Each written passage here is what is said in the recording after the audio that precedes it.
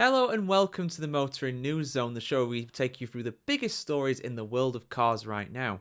This week we explain why charging your EV is cheaper than ever before, why the UK car market has shrunk in November despite big incentives to buy EVs, and we also react to Jaguar revealing their upcoming car for next year, and it is not looking good. All that and a whole lot more is in today's show. So let's dive in. So, the cost of running an EV is something that's very much debated, and it's often compared to the petrol equivalent or the diesel equivalent of the car that we're talking about. Now, these figures are always changing because the amount of, the electricity cost changes, the amount that petrol cost changes, the cost of the actual car changes, everything's always altering. So it's always important to keep yourself up to date when it comes to these figures at the end of the day. And there's been some new ones released by one of the biggest charging apps or charging kind of I don't know even what you call it, a charging vendor effectively, or an energy company, I suppose, in a sense.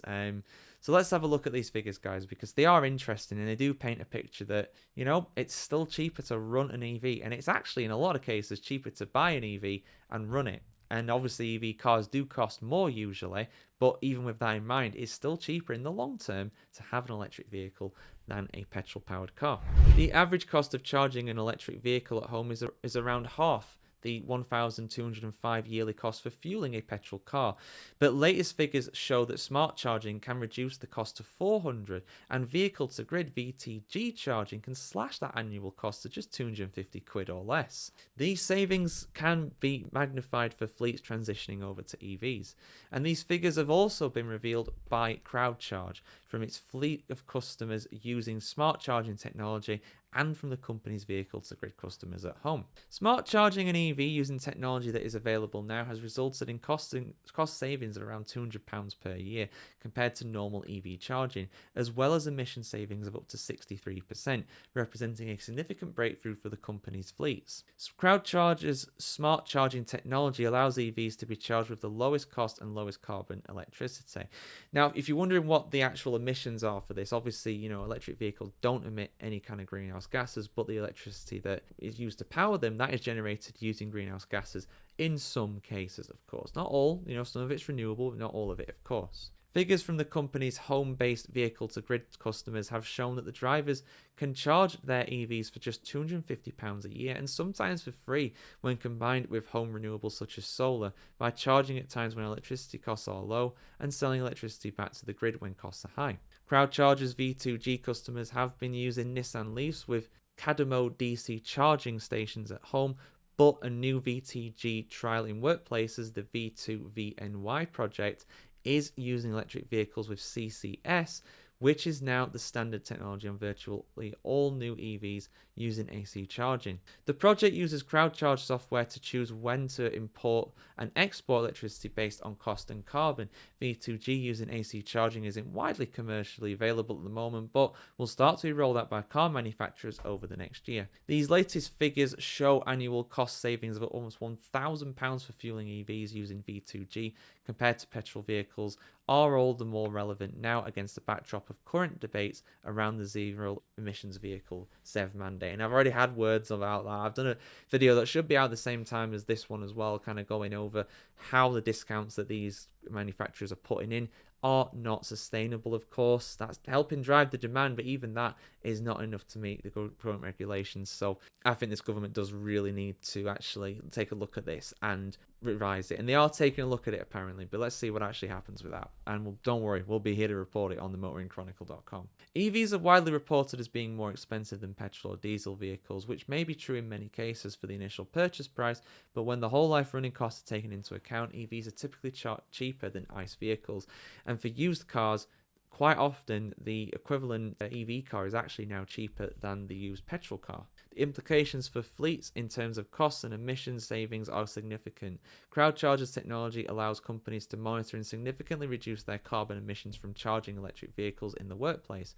Harnessing artificial intelligence (AI), CrowdCharge enables accurate measurements of real-world EV charging emissions, which in itself can result in carbon savings around 40% compared to standard EV emission reporting figures. Further carbon reductions of up to 25% can be made using the intelligent AI-powered CrowdCharging application and smart charging software as well. Latest data shows that the fleets can achieve CO2 savings of around 63% in total, with reductions of up to 89% in some cases.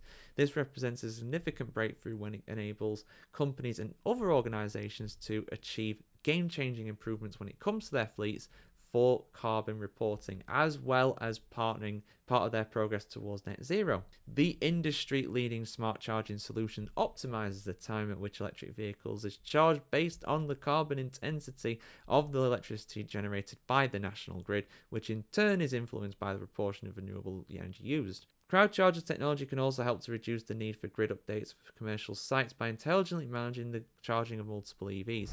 And there's some quotes there at the bottom of the article. Like I said, there's some more info in the article as well. If you want to go to the website and check it out, I do implore you do so. But yeah, I mean, if you can say it is cheaper to run an EV than it is a petrol or diesel equivalent, I don't know why this is a debate, to be honest.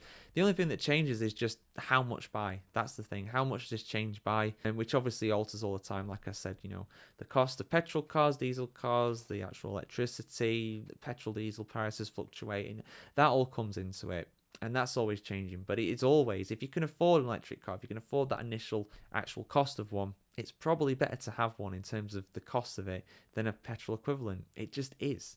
But comments, guys, as always. If you want to weigh in on the debate on that, let us know your thoughts in the comment section. So something I brought you guys a little bit ago was something regarding the zero emissions vehicle mandate here in the UK, which basically dictates that car manufacturers have to produce and sell a certain amount or a certain percentage of their cars that are actually EVs compared to traditional petrol and diesel vehicles in order to not fall foul of the regulations. Now, there's a lot of controversy around that. I've already done a couple of videos going over that and why that needs to change, in my opinion. I think that the percentages that they're asking the manufacturers are just unrealistic, compared to demand. Go and check that video if you haven't already, of course. But part of the thing that has been a kind of side effect of this is the fact that car manufacturers are actually offering out discounts for their EVs that are not sustainable for them.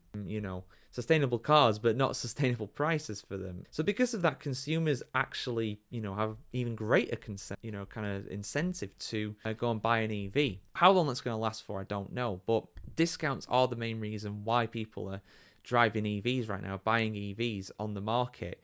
But the market as a whole is contracting. So let's have a look at what's going on here. Full article on the on the motoringchronicle.com as always. Check out our F1 channel if you haven't already, of course, too.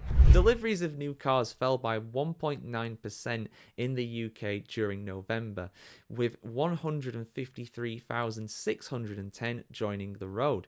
According to the latest figures from the Society of Motor Manufacturers and Traders, SMMT. It is the second consecutive monthly decline and the third decline in 4 months as the market contracts amid the race to meet tough EV market shares targets. Demand from private buyers, among whom the uptake has waned for 2 years, dropped by 3.3% to 58,496 units, accounting for fewer than 4 in 10. 38.1% of new registrations. Fleet purchases, which represent the bulk, 59.9% of the market, fell by 1.1% to 91,993 units, while low volume business demand rose by 5.2% to 3,121 units. November saw double-digit falls in registrations from petrol, 17.7%, and diesel, 10.1% cars, with petrol remaining the most popular powertrain. Hybrid and plug-in hybrid uptake has also declined by 3.6% and 1.2% respectively. So the market as a whole is falling, but the rate that it's falling for electric vehicles is a lot less compared to diesel and petrol. That's kind of the uptake we can see with that. Battery electric vehicles BEV registrations, meanwhile, rose from an 11th successive month, up 58.4% to 38,500 units, representing 25.1% of the local market, but driven by heavy manufacturer discounting. With the best market share since December 2022, November is just the second month this year at which BEV uptake has reached mandated levels, albeit against the backdrop of declining market overall. And some stats there on that picture if you want to hear what I just said. It's kind of summarised on a nice little graphic there. Manufacturers are committed to the mandate's ambition, but the market demand for EVs remains weak and below the level as expected with the regulation that was drawn up by the previous government. That's something key as well, guys. People blaming the current government, it's not their fault.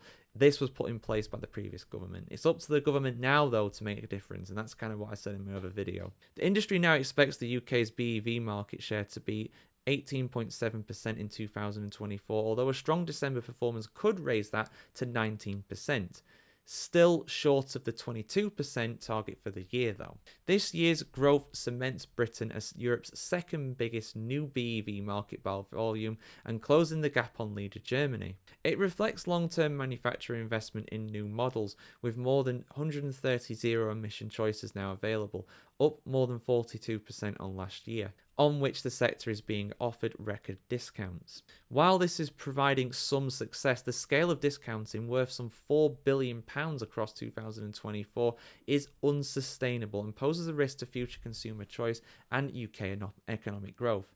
With the right responsive market regulation, however, the UK could hold a commanding position as an exemplar of global markets for the rapid zero emissions vehicle transition. Material consumer support from government along with workable regulation is essential to this, as it's faster deployment of affordable, accessible and reliable charging infrastructure. According to the latest industry outlook, BEV registrations will need to grow by an additional 53% in 2025 if next year's 28% mandated target is to be met, equivalent to around 90,000 more business and consumers making the switch than the industry outlook expects. So that's a lot. So yeah, and then some more graphics here just with the stats that I went over. Like I said, full article here on motoringchronicle.com and some sources as well for the figures. So yeah, I mean, it's not great. It's not great. It's really not great. And that's kind of the way to summarize it. You know, even with these unsustainable discounts that are there, this is still something that the UK is not going to meet in terms of its goals. And I've said this before and I'll say it again. You know, it's fine that these goals aren't met in a sense. It's not the manufacturers of the cars that are to blame. They're doing more than what they should have to do with these discounts. They're losing out on money because of it, you know, which they really shouldn't have to do.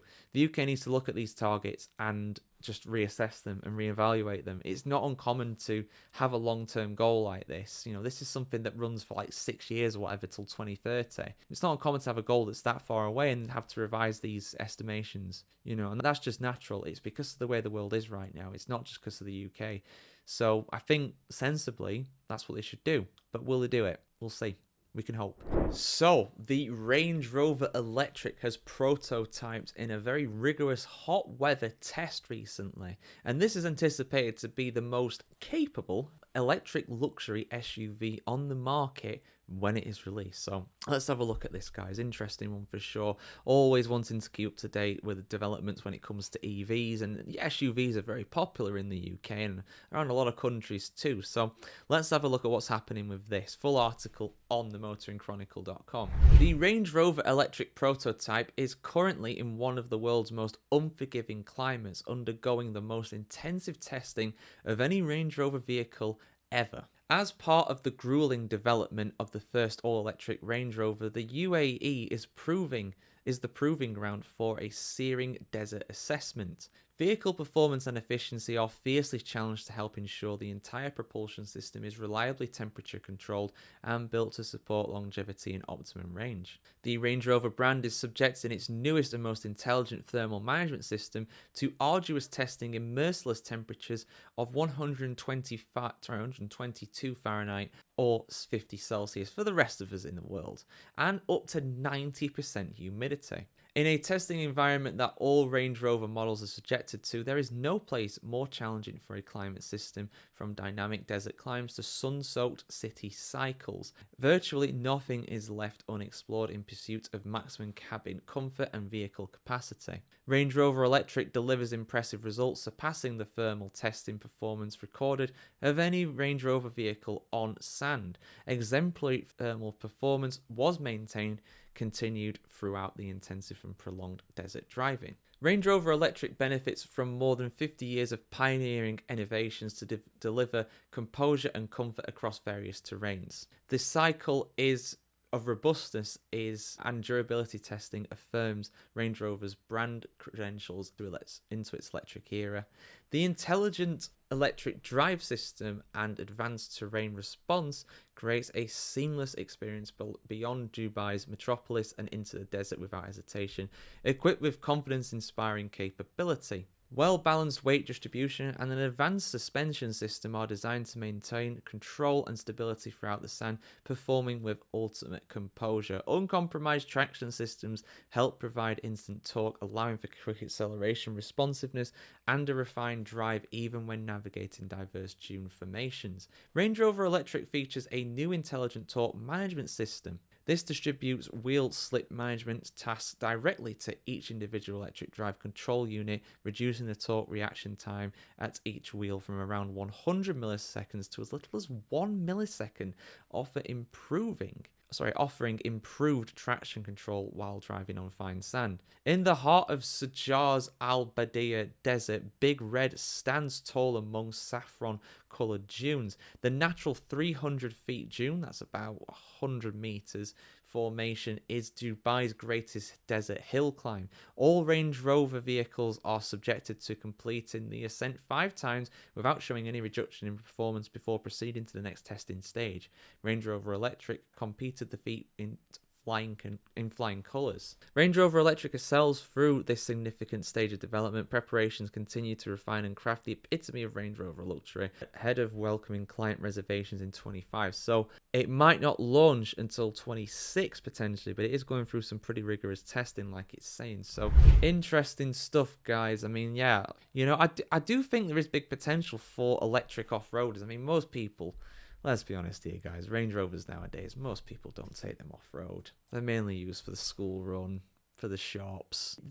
A lot of these Range, especially maybe in the UK, but I don't know about other places, but especially in the UK, you know, it's they're not really used for these kind of things. That's more the Land Rover job. That's kind of what they do. Of course, Land Rover make the Range Rover as well, just to avoid any confusion on that one for you guys that don't know. But yeah, I mean, if it's as good as they say it is, it's going to be a hell of an off-roader. And all while people inside are just feeling nice and cool, I guess. So, yeah, we'll await more news on that. I'll let you know more about it when it does come, of course. So, it's fair to say that Jaguar have not had a good few weeks. If you've not seen my video going over their rather disastrous ad campaign, I mean, people say there's no such thing as bad publicity, but that was really skirting it as close as you can get towards actually being bad publicity, I think. The ad campaign was a complete disaster, in my opinion. And I know that's not just my opinion on its own either. A lot of people said the same thing as me, basically, when it came to that. And people might have actually missed the fact that this advert was basically meant to be showing that Jaguar is being reborn, that they're going through a hard reset, and they will be reborn as something new, something bold, something creative. But what that thing is, they recently revealed, I believe it was a Miami Auto Show or something like that. That was their kind of mantra, really, when it came to that. What they have revealed, I genuinely, when I saw it, I thought, no, that can't be it. No, that's not it. No, surely not. Well, here it is. Full article on The Guardian. Shout out to these guys for covering it. I'm just going to go through what Jaguar are saying about this and then give my thoughts on it, because if you've seen the car already, which it'll probably be in the thumbnail, it'll definitely be in the thumbnail actually, then yeah, I think you'll know where I'm going with this. Let's have a look at this though, guys. Jaguar's design boss has said the car brand has shown fearless creativity as he unveiled a much-hyped electric vehicle that has attracted an online backlash over its unusual marketing campaign. That is putting it very diplomatically. Jerry McGovern, who is in charge of design for Jaguar's parent company, told a launch event on Monday in Miami, "Some may love it now, some may love it later, and some may never love it. I'm in the third camp. That's what fearless creativity does. Alienates your core audience." Yeah, that's great. The British brand revealed a new concept car, the Type 00, pronounced 00, thank you, Guardian, that set the tone for a relaunch that represents a change of strategy.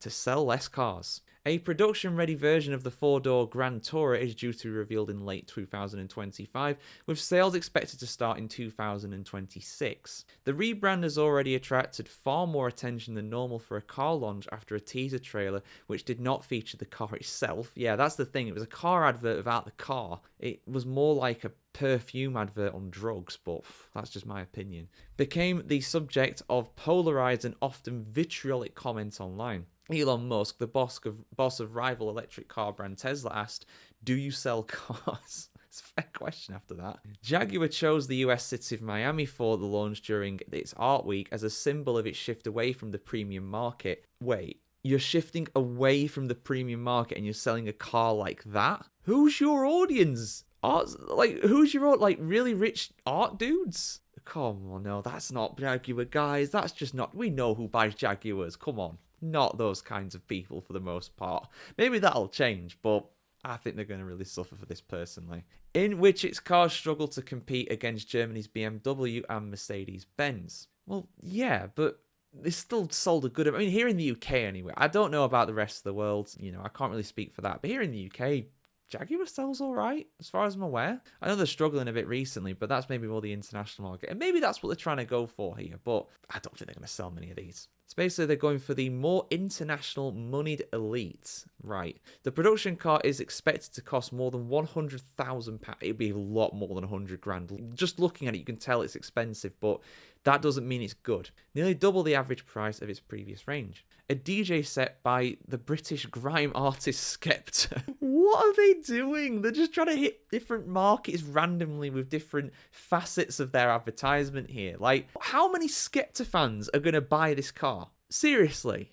Like, how many? And that also pointed towards Jaguar's hopes of a younger city-dwelling audience. Right, Jaguar. I hate to break this to you guys, right?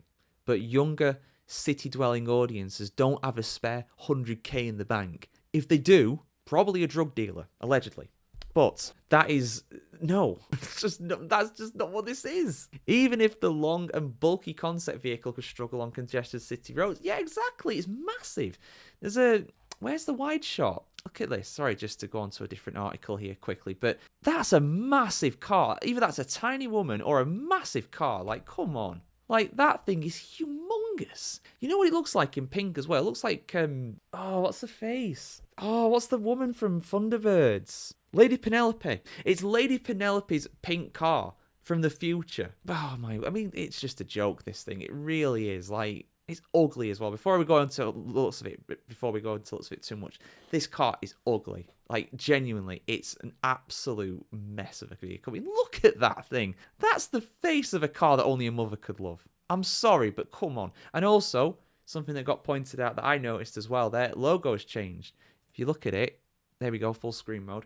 If you look at it, Jaguar. Where's the Jag? Where is the Jag? There's no Jaguar on the Jaguar car. They are moving away from the very animal that made them famous. I don't understand it. I'm sorry, I can't help but rant at this, guys, because it's just...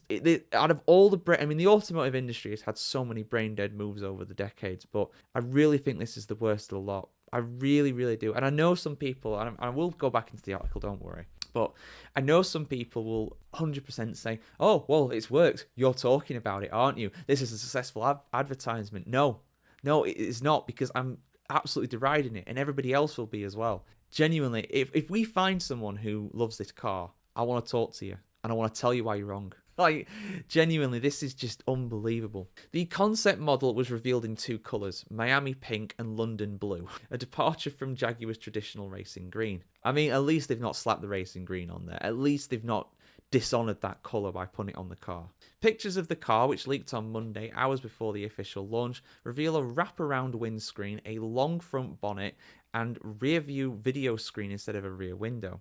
Wing mirrors are also replaced by cameras, while dials and entertainment screens slide out from the front dashboard. Other interior features that might not make the final version of the four-seater car include brass spine separating seats, a travertine stone between the seats upholstered in wood and plastic blend. The Car also features the new Jaguar logo, the brand name written out on a sans serif font on the front, while a version of the Leaper cat is only visible etched on the pop-out side cameras.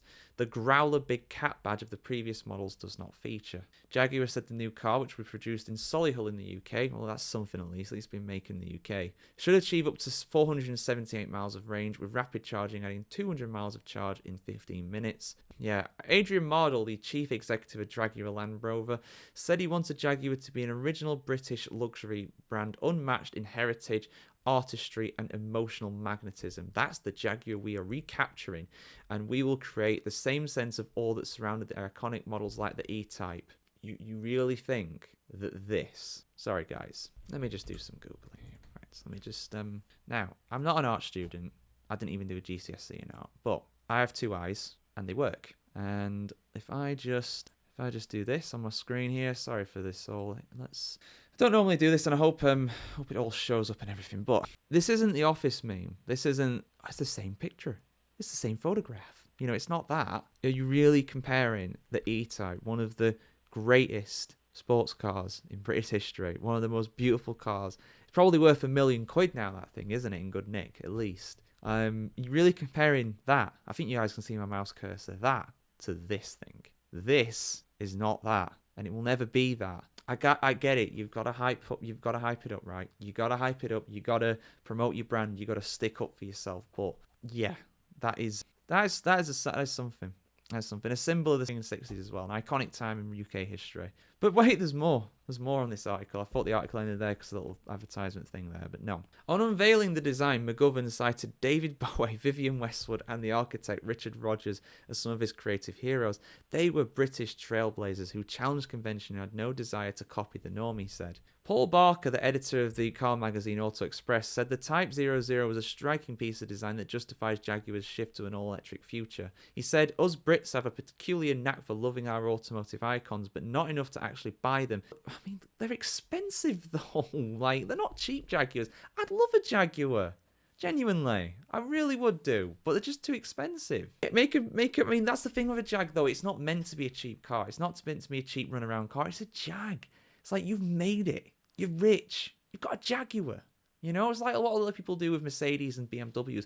You're rich. You've got a cool German car. That's kind of how that works, really. You know, it's not an everyday runaround car. It's just not. It's a status symbol, and that's kind of what they're alluding to there. But I got 23-inch wheels on that bad boy as well. My God, it's massive. Clearly, the status quo wasn't working. The bold styling with its bluff rear end, bluff front end, I should say, long bonnet, fast back profile, massive 23-inch wheels is a dramatic statement, while the stripped back interior, complete with the butterfly doors and a 3.2-meter brass spine, exudes minimalist luxury. Yet overexpressed outrage. A columnist at the Daily Telegraph newspaper, whose readers include many from the over 55 men who were previously Jaguar's target. I mean, that's true. It is true. I mean, I alluded to it at the start. That is true. Like I said, to own a Jag, you have to have made it. You know, if you get early retirement, you know, if you got that pension coming in, a lot of people spend it on cars like that, and it's fair enough. Said he yearned for deep blues or serious blacks, along with plenty of walnut and tan leather instead of a Barbie mobile. I mean, the pink version kind of looks like that. JLR, owned by the Indian conglomerate Tata, has followed two strikingly different paths for the two brands. Its Land Rover vehicles are big earners, and so a new electric version of the Range Rover barely deviates in external design terms from the petrol equivalent.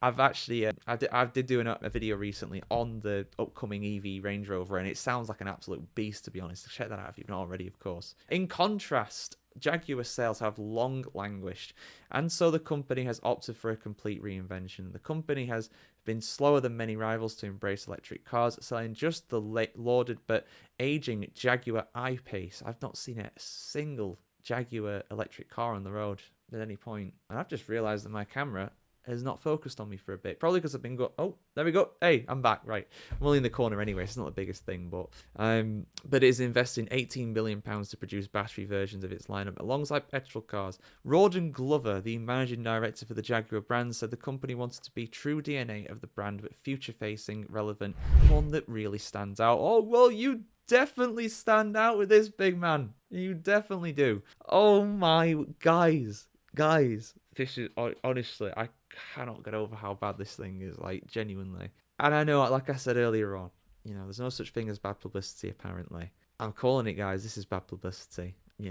I get it. They want to do something different. What they should do, though, is go back to the roots. Whatever's not working with Jaguar now, look at what the audience, like, basically for my money, right? As far as I can tell, they've got the kind of the older male audience on lockdown, right? They've got that. What they should do instead, I mean, clearly those cars, they must be selling okay at least, they must not be selling terribly. Maybe just make something more affordable or whatever. I mean, they've tried to go into the SUV markets. You see Jaguar SUVs here in the UK quite a bit, at least I do anyway. So maybe make that cheaper car. If they really want to go for a younger, more hip, dynamic audience like they're trying to go for, make something more affordable. Make a Jag that's like 20-25 grand rather than now the minimum price, like 35-40 grand. Then you open yourself up to a younger audience with that. If that's what they're trying to go with there, listen, I'll happily eat some humble pie on this one if I'm wrong, right? But I cannot see how it will sell well. Yeah, maybe this ultra luxury 100k able to spend people, maybe people like that, some of them will actually buy it. But it genuinely looks like the version of Lady Penelope's car from Thunderbirds, but in Cyberpunk 2077. And if that's what they're trying to go for, fair enough. But this is the real world, man. We're not puppets on strings. We're not in a video game, right? We're not doing that. So I just cannot get over this. This is terrible, guys, honestly. But your thoughts in the comments below, because I've gone on for like 15 minutes here about this absolute POS. And that is not point of sale I'm talking about. So yeah, let us know your thoughts in the comments below as always, and we'll see you soon for some more content from the wacky, weird, and sometimes wonderful, but not in this case wonderful, world of motoring and the automotive industry. Have a good one, guys. See you very soon.